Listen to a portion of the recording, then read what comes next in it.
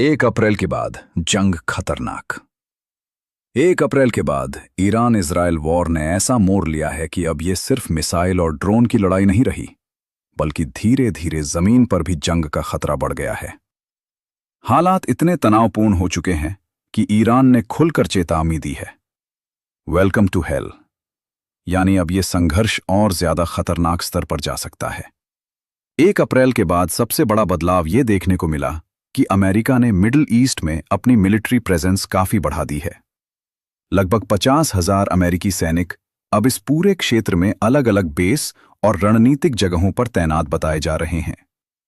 ये पूरी तरह से सीधा आक्रमण नहीं है, लेकिन ये संकेत जरूर देता है कि अगर हालात और बिगड़े तो ग्राउंड लेवल कॉन्फ्लिक्ट शुरू हो सकता है और जंग का दायरा और बड़ा हो सकता है।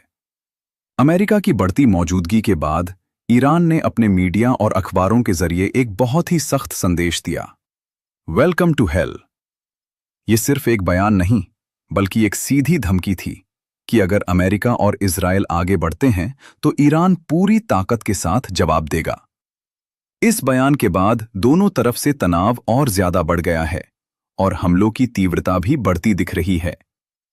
अगर हालिया नुकसान की बात करें तो सबसे ज्यादा असर ईरान पर पड़ा है। रिपोर्ट्स के अनुसार ईरान में अब तक लगभग 1900 से ज्यादा लोग मारे जा चुके हैं और हजारों घायल हुए हैं। वहीं इजराइल में करीब 10 सैनिक और 19 नागरिकों की मौत हुई है। अमेरिका को भी कुछ सैन्य ठिकानों पर हुए हमलों में सीमित नुकसान हुआ है, लेकिन उसके आंकड़े काफी कम हैं। इससे साफ होता है कि इस संघर्ष में सबसे ज्यादा मानव और सैन्य नुकसान फिलहाल ईरान को झेलना पड़ा है। इस युद्ध का एक नया और खतरनाक पहलू यह सामने आया है कि अब बड़ी इंटरनेशनल कंपनियां भी सुरक्षित नहीं हैं। गल्फ रीजन में कई बड़े डेटा सेंटर्स और क्लाउड इंफ्रास्ट्रक्चर को नुकसान पहुंचा है, जिनमें अमेज़न जैसी कंपनियों से जुड़े सिस्टम भी प्रभावित बताए जा रहे हैं। इसका असर सिर्फ स्थानीय स्तर पर नहीं बल्कि ग्लोबल लेवल पर पड़ा है, क्योंकि इससे इंटरनेट सर्विसेज, डेटा स्टोरेज और इंटरनेशनल बिजनेस ऑपरेशंस प्रभावित हुए हैं। सबसे चौंकाने वाली बात यह सामने आई है कि अमेरिका ईरान के एनरिच्ड यूरेनियम पर कब्जा करने की योजना बना रहा था। इसके लिए एक खास मिलिट्री मिशन की तैयारी की गई थी, जिसमें अंडरग्राउंड न्यूक्लियर फैसिलिटीज से यूरेनियम निकालने का प्लान था।